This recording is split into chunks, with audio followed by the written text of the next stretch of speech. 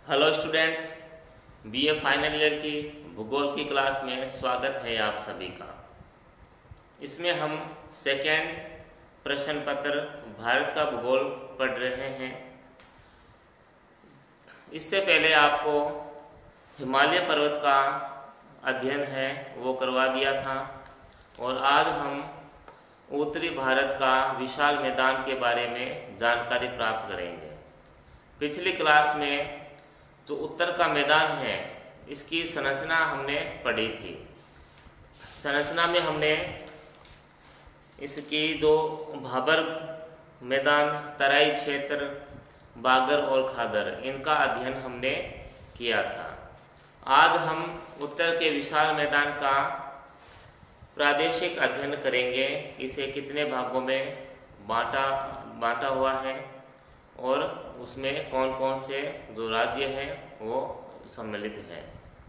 तो उत्तर का विशाल मैदान, इसका जो निर्माण किस तरह से हुआ है वो आपको बता दिया गया था। तो आज हम इसका प्रादेशिक प्रारूप पढ़ेंगे।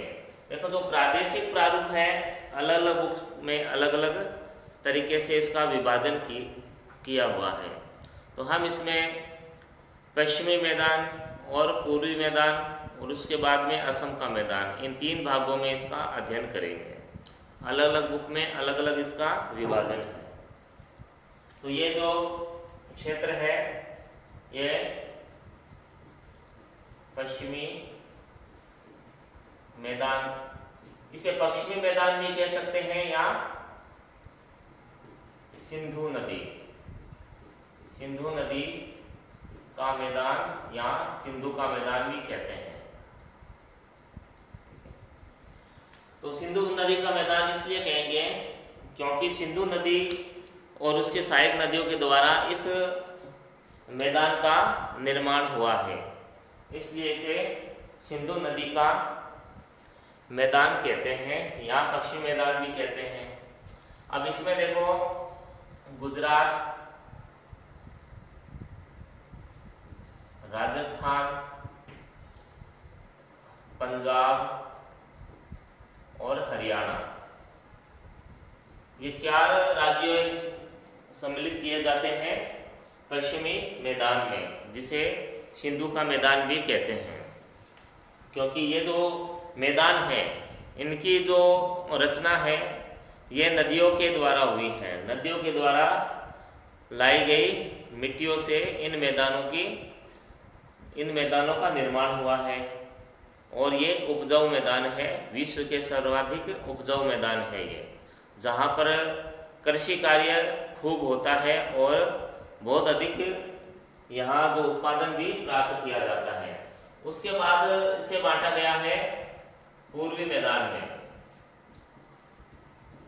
पूर्वी मैदान, अब जो पूर्वी मैदान है यही वास्तविक मैदान इसे हम कह सकते हैं, क्योंकि जो सिंधु नदी का जो मैदान है ये देखो, कुछ तो पाकिस्तान में अब चला गया है और इसका कुछ भाग है वो भारत में स्थित है।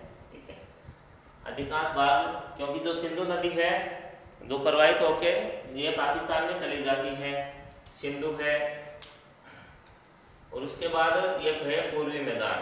तो इससे गंगा का मैदान, ठीक है, गंगा का मैदान भी कहते हैं, क्योंकि इस मैदान की जो रचना है वो गंगा नदी और इसकी सहायक नदियों के द्वारा हुई है।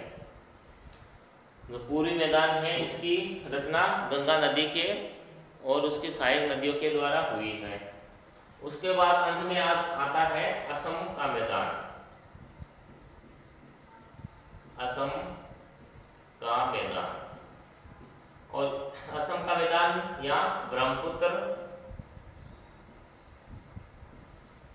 नदी का मैदान, क्योंकि अब जो असम का जो मैदान है इसकी जो रचना है वो ब्रह्मपुत्र और उसकी सहायक नदियों के द्वारा हुई है। ठीक है, तो इन तीन भागों में उत्तर के विशाल मैदान को बांटा गया है। सबसे पहले पश्चिमी मैदान, फिर पूर्वी मैदान, फिर असम का मैदान। अब जो पूर्वी मैदान है इसमें ये राजस्थान, गुजरात, पंजाब, हरियाणा के क्षेत्र आते हैं। अब गंगा के जो मैदान है इसमें यूपी, बिहार और ये पश्चिमी बंगाल का जो क्षेत्र है ये इसके अंदर आता है, गंगा के विशाल मैदान में या यहाँ पूर्वी मैदान में। और असम का जो मैदान है इसमें केवल एक ही राज्य असम सम्मिलित किया जाता है। और सबसे प्रमुख विशेषता इस मैदान की यही है कि नदियों द्वारा यहाँ मिट्टी प्रतिवर्ष नई मिट्टी लाई जाती है और जिसमें बहुत अच्छी जो फसल है वो प्राप्त होती है। उसके बाद ये यहाँ खनिज नहीं प्राप्त होते। ये जो उत्तर का मैदान है, ये जो बेल्ट है ये उत्तर के मैदान का, यहाँ देखो खनिज नहीं प्राप्त होते, खनिज नहीं मिलते, क्योंकि इसका जो निर्माण है वो नदियों द्वारा लाई गई मिट्टी से हुआ है। और जो खनिज पदार्थ है वो ज्वालामुखी क्षेत्रों में मिलते हैं, जो पठारी क्षेत्र होते हैं वहाँ खनिज पदार्थ है पाए जाते हैं। इसलिए यहाँ केवल ये फसलों का ही उत्पादन होता है उत्तर के मैदान में। अब चाहे उत्तर जो मैदान की जब बात चली है तो पिछली क्लास में भी बताया था आपको, ये पूर्वी तटीय मैदान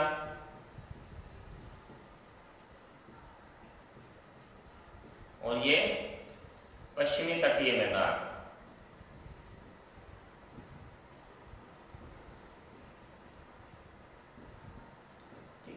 तो यहाँ भी देखो फसल होती है, यहाँ भी, क्योंकि ये जो मैदान है ये भी नदियों द्वारा बना है, चाहे पश्चिमी मैदान हो चाहे पूर्वी मैदान हो, ये भी नदियों द्वारा ही बना गया मैदान है। तो यहाँ भी क्या है, उपजाऊ जलोढ़ मृदा, ठीक है। जो उपजाऊ जो जलोढ़ मृदा है यहाँ इसे कांप मिट्टी भी कहते हैं, कांप मिट्टी, ठीक है। ये यहाँ से प्राप्त होती, ये यहाँ पर अब जो नदियां हैं तो अपने साथ क्या है वो मिट्टी लेके आती हैं, प्रतिवर्ष नई मिट्टी लाती है और यहाँ मैदानों में बिछा देती है और यहाँ कृषि कार्य है किए जाते हैं। तो कृषि के लिए सर्वोत्तम है ये मैदान। और जलोढ़ मृदा या कांप मिट्टी यहाँ पाई जाती है। तो सबसे अधिक जो भारत में देखो जो मिट्टी पाई जाएगी वो जलोढ़ ही होगी, ठीक है, क्योंकि इसका देखो क्षेत्र सबसे अधिक है उत्तर में भी, और ये जो तटीय क्षेत्र है पूर्वी तटीय मैदान और पश्चिमी तटीय मैदान में भी ये पाई जाती है। तो ये मैदान है भारत के। तो इसमें सबसे पहले हम देखेंगे, सबसे पहले पश्चिमी मैदान। अब तो सबसे पहले पश्चिमी मैदान, इसमें देखो गुजरात, राजस्थान, पंजाब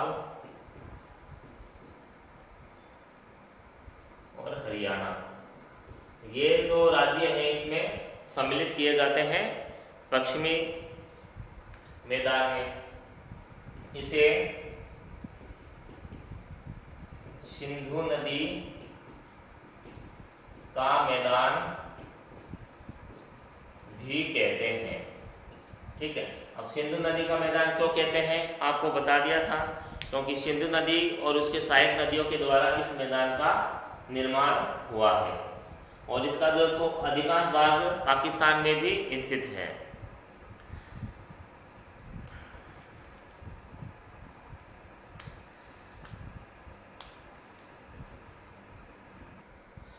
तो इस मैदान में जो नदियां हैं वो दो आब का निर्माण करती हैं। अब दो आब किसे कहते हैं, दो नदियों के बीच स्थित जो भूमि है उसे दो आब कहते हैं। और जो दो आब होता है वो एक उपजाऊ क्षेत्र होता है, क्योंकि दो नदियों के बीच स्थित होता है यह, यानी जो दोनों तरफ से जो नदियां हैं वो इसमें नवीन जलोढ़ मृदा बिछा देती है, जिससे जो फसल है वो अच्छी प्राप्त होती है। तो जैसे यहाँ दोआब व्यास और रावी के मध्य जो दोआब स्थित है इसे बारी दोआब कहते हैं। व्यास और सतलुज नदी के मध्य जो दोआब है उसे बिस्त दोआब कहते हैं। सतलज और घग्गर नदी के मध्य मालवा का मैदान है, ये स्थित है।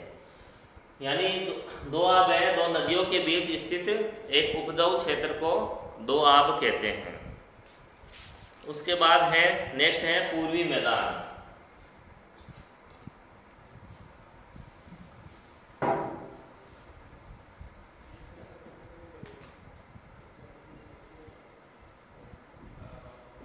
पूर्वी मैदान, पूर्वी मैदान है, इसे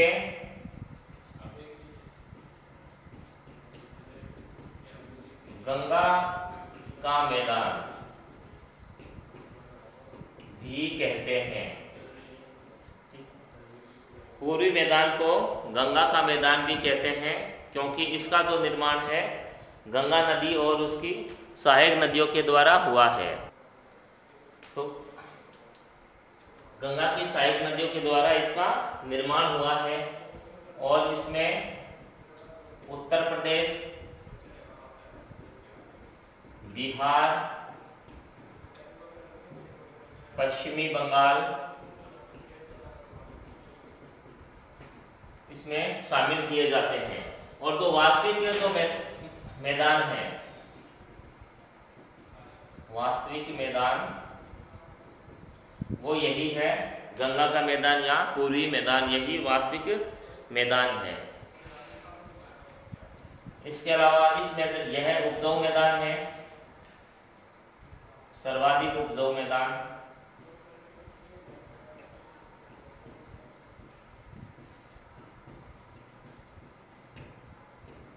जनसंख्या घनत्व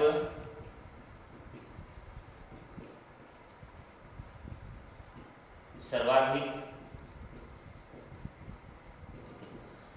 तो यही वास्तविक मैदान है और सर्वाधिक उपजाऊ मैदान यही गंगा का मैदान या पूर्वी मैदान है।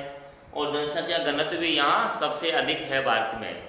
जैसे पश्चिम बंगाल है, ये यहाँ सर्वाधिक घनत्व पाया जाता है भारत का। तो जो कृषि कार्य है, अब देखो सर्वाधिक उपजाऊ मैदान है तो सबसे अधिक जो कृषि कार्य है वो इसी मैदान में किए जाते हैं। फिर नेक्स्ट है असम का मैदान या ब्रह्मपुत्र नदी का मैदान। असम का मैदान,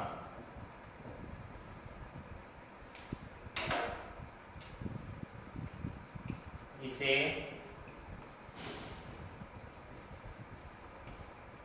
ब्रह्मपुत्र नदी का मैदान भी कहते हैं। इसमें केवल असम राज्य है वो ही इसमें सम्मिलित किया जाता है केवल।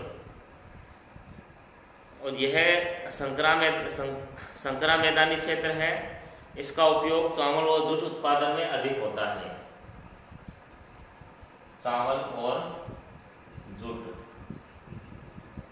चावल और जूट का यहाँ सर्वाधिक उत्पादन होता है। चावल सबसे अधिक पश्चिम बंगाल में उत्पादित किया जाता है। उसके बाद देखो यहाँ एक नदी द्वीप है, विश्व का सबसे बड़ा नदी द्वीप, ठीक है, जिसका नाम है मांजुली, ठीक है, द्वीप। मांजुली द्वीप है, ये विश्व का सबसे बड़ा नदी द्वीप है, एक नदी में स्थित द्वीप है।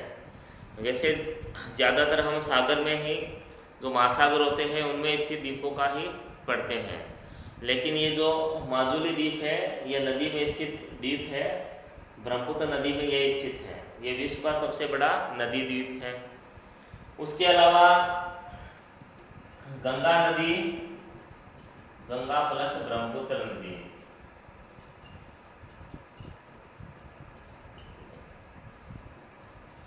विश्व का सबसे बड़ा डेल्टा बनाती है। गंगा और ब्रह्मपुत्र नदी है, ये विश्व का सबसे बड़ा डेल्टा बनाती है। कुछ डेल्टा का जो भाग है वो भारत में स्थित है और कुछ बांग्लादेश में स्थित है। विश्व का सबसे बड़ा डेल्टा है। अब डेल्टा क्या होता है? नदी जब समुद्र में गिरने से पहले कई धाराओं में बंट जाती है तो उसे डेल्टा कहते हैं। उसके अलावा यहाँ देखो मैंग्रोव वन भी पाए जाते हैं। मैंग्रोव वन या समुद्री जो वन होते हैं खारे पानी में ये उगते हैं। उसके अलावा royal Bengal tiger, royal Bengal tiger, ये भी यहाँ पश्चिम बंगाल है, यहाँ पाए जाते हैं। तो ये था उत्तरी भारत का विशाल मैदान। फिर नेक्स्ट अब करेंगे तटीय मैदान। अब ये जो तटीय मैदान है ये पढ़ेंगे हम।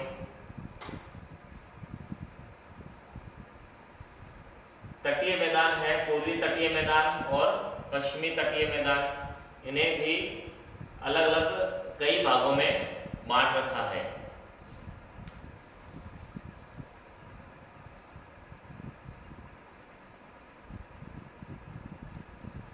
जैसे सबसे पहले ये पश्चिमी तटीय मैदान और पूर्वी तटीय मैदान। अब जो चौड़ाई है मैदान की, चौड़ाई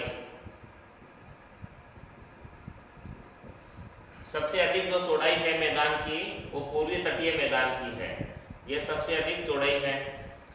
और जो पश्चिमी तटीय मैदान है ये चौड़ाई कम है, चौड़ाई यहाँ कम है।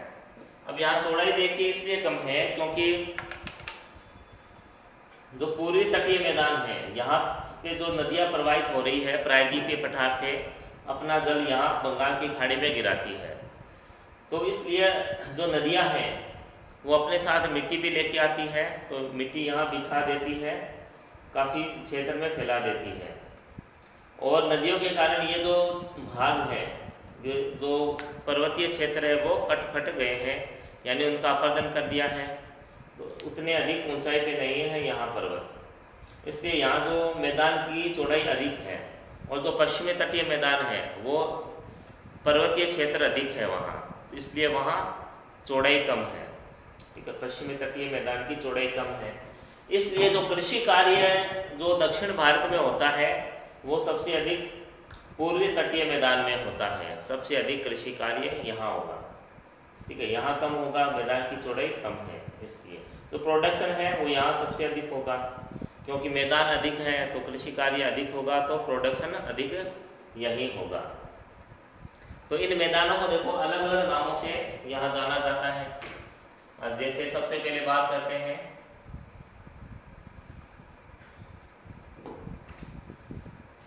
पश्चिमी तटीय मैदान की। अब तो पश्चिमी तटीय मैदान है इसके अलग अलग नाम हैं। जैसे ये गुजरात में काठियावाड़ कहते हैं। अब काठियावाड़ का क्षेत्र कौन सा कहलाएगा? ये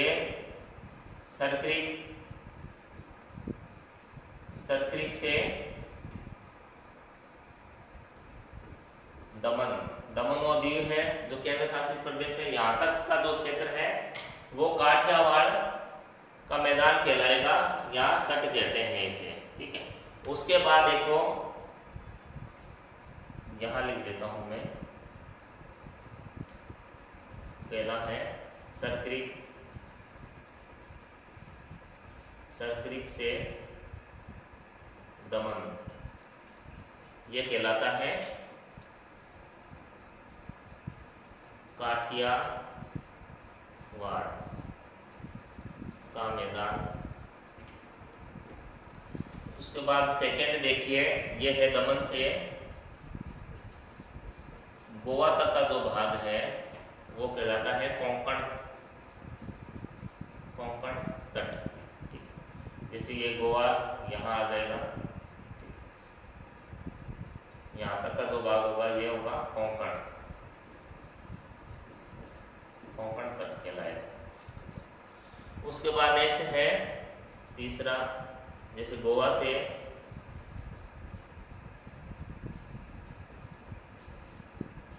मंगलुरु या मंगलोर जो कर्नाटक में है, कर्नाटक, इसको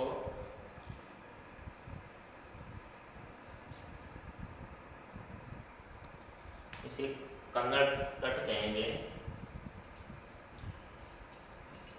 ठीक है, फिर चौथा आएगा, अंतिम है ये पश्चिमी तटीय मैदान में,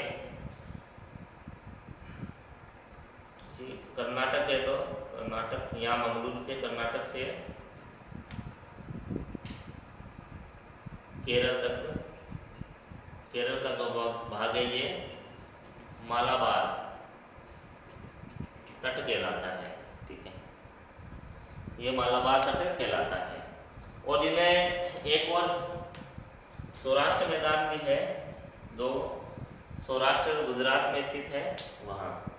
इसमें देखो जो सबसे अधिक जो चौड़ाई है मैदान की, ये काठियावाड़ मैदान की जो चौड़ाई है वो सबसे अधिक है।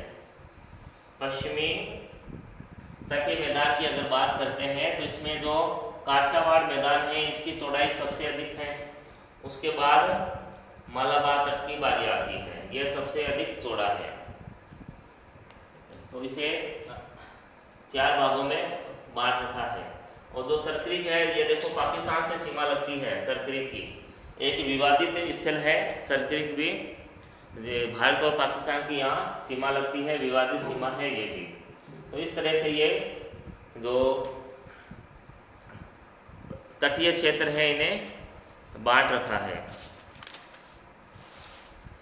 देखो तटीय क्षेत्र, इनकी लंबाई लगभग 1500 किलोमीटर है और औसत चौड़ाई इसकी 65 किलोमीटर है।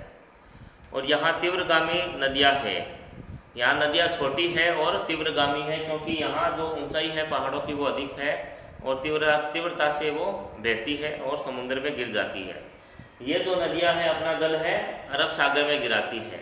ठीक है, ये अरब सागर, इधर ये बंगाल की खाड़ी स्थित है। जो मैदान है गुजरात में सबसे अधिक चौड़ा है, काठियावाड़।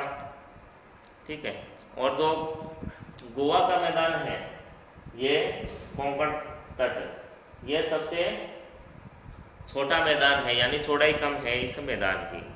और उसके अलावा यहाँ अलग अलग तरह की जो फसलें हैं वो भी उगाई जाती हैं इन मैदानों में। अब बात करेंगे पूर्वी तटीय मैदान की।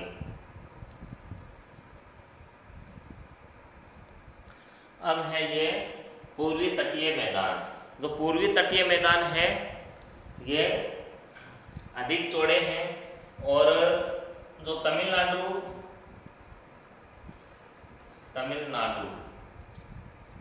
का मैदान दक्षिण भारत का अन्न भंडार कहलाता है। ठीक है, क्योंकि यहाँ चौड़ाई अधिक है पूर्वी मैदान की, तो इसलिए पूर्वी तटीय मैदान की, तो ये दक्षिण भारत का एक अन्न भंडार है। कृषि कार्य यहाँ अधिक होता है। अब कृषि कार्य यहाँ अधिक हो रहा है तो यहाँ जनसंख्या भी अधिक होगी। ठीक है, जनसंख्या अधिक, यह पश्चिमी तटीय मैदान की तुलना में यहाँ जनसंख्या अधिक पाई जाएगी। और तमिलनाडु का जो मैदान है यह दक्षिण भारत का अन्न भंडार कहलाता है। अब इसे भी देखो 2 भागों में बांट रखा है कि स्वर्णरेखा नदी से कृष्णा नदी तक का जो भाग है उसे उत्तरी सरकार तट कहते हैं, और कृष्णा नदी से कन्याकुमारी नदी तक का जो क्षेत्र है वो कोरोमंडल कहलाता है। और जो पूर्वी तट है ये गंगा के मुहाने से, ठीक है, गंगा के मुहाने से शुरू होता है ये और कन्याकुमारी तक है ये इसका विस्तार है। और इसकी जो चौड़ाई है ये 160 किलोमीटर से 480 किलोमीटर तक इसकी चौड़ाई है पूर्वी तटीय मैदान की, और यहाँ कृषि कार्य अधिक होते हैं। ठीक है, तो ये मैदान है भारत का उत्तरी मैदान और भारत के तटीय मैदान। तो ये कंप्लीट हो गए हैं। अब नेक्स्ट क्लास में हम प्रायद्वीपीय पठार का अध्ययन करेंगे। प्रायद्वीपीय भारत है उसे हम पढ़ेंगे। तो आज के लिए इतना ही, तब तक घर पे रहें, स्वस्थ रहें, धन्यवाद।